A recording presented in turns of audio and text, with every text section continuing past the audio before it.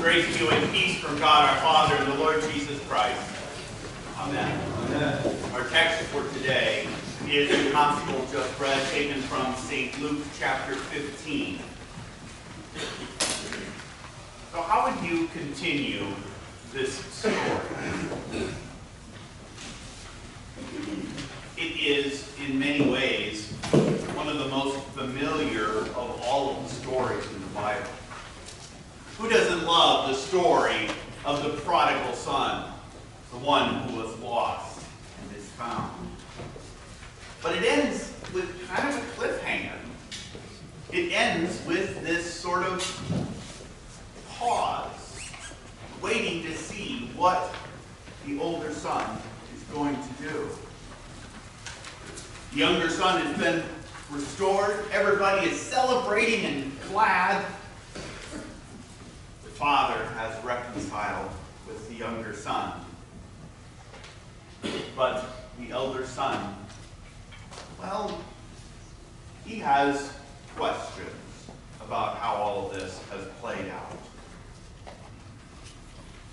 The father's mercy is clear. His love for both of his sons is clear. All that I have is yours.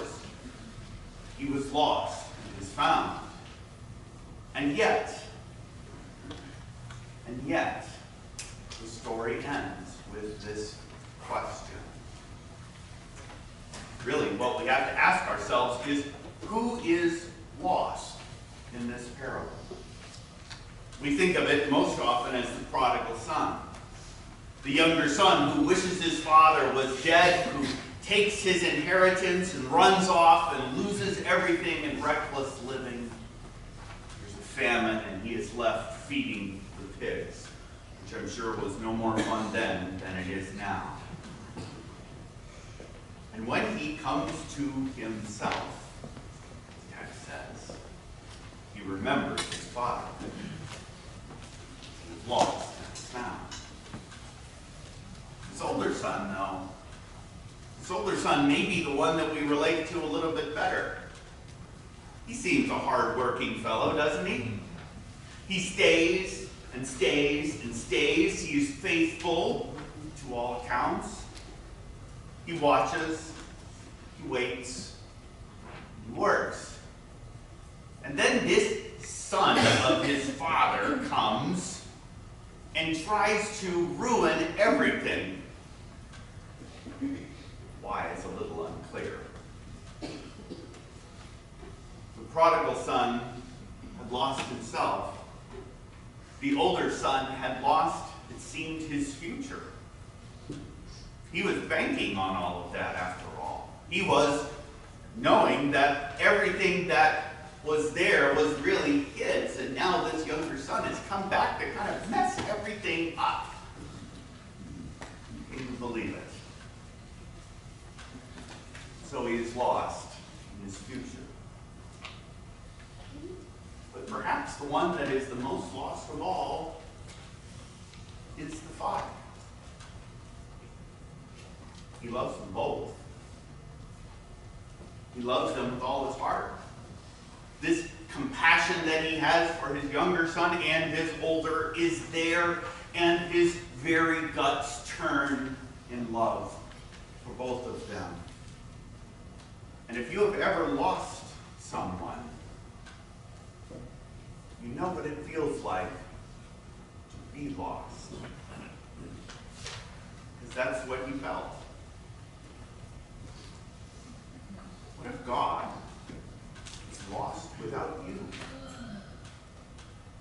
What if that is really what is going on here?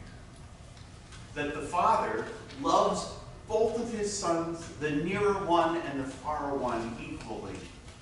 And he knows that things can only be right, things can only be as they should be, if they are together. I can remember a time when I was a kid when it seemed like what was most important to my mom was that we all be together. It's kind of annoying sometimes, frankly. I would sit table, and being there somehow seemed more important than doing something.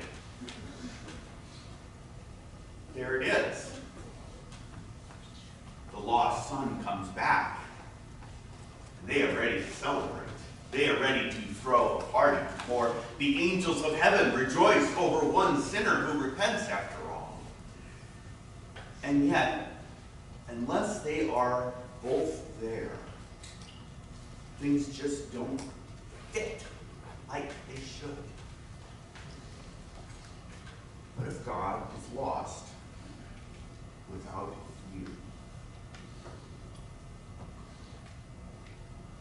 Maybe the best word in this whole parable is that word that's kind of smack dab in the middle. That word, compassion. That the Father had compassion on his Son. And his guts turned for him. But really, we can see in this story that his compassion for both sons is there. The nearer and the farther son. His love knows no bounds. It is irrational. It is a little bit crazy. Earlier in this chapter, a little bit of the part we skipped, we heard about the lost sheep and the lost coin. God's grace and mercy, his love for his fallen, wayward people, whether they be near or far, well, it's a little bit beyond our understanding. We can get glimpses of it, bits and pieces of it here and there. But God's mercy at the end of the day is a blessed, wondrous mystery. He was lost and is found.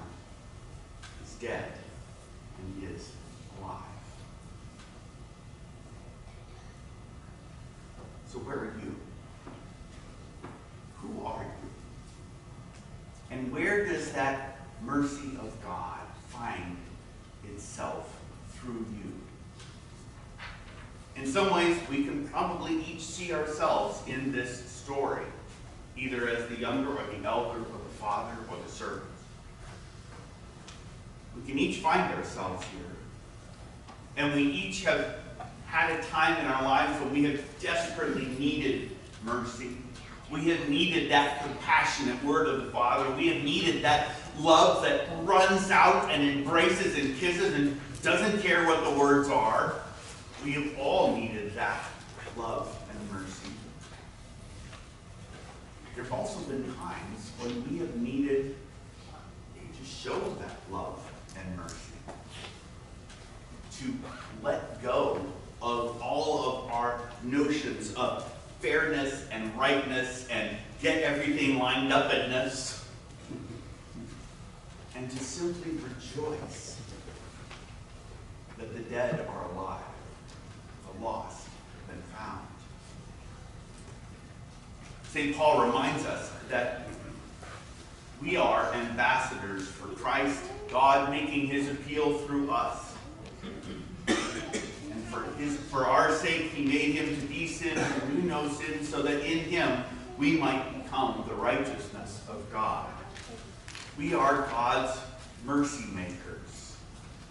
We are the ones that have received mercy, and because we have received that mercy, because the Father has embraced us, the nearer and the farther, and made us his own, we in turn are free to embrace and show that mercy to others.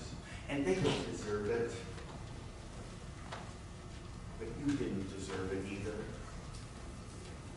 And so, younger and older, we are all one body in Christ together. And that's why we celebrate. And that's why we rejoice.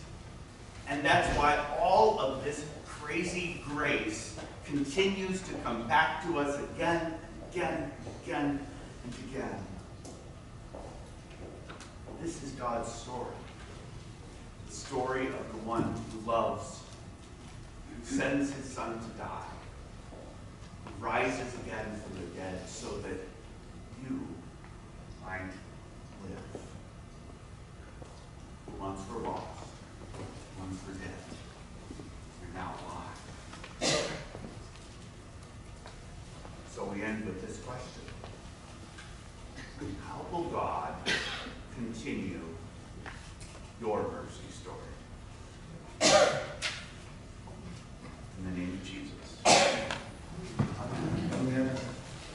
Now the peace of God, which passes all understanding, keep your hearts and minds in true faith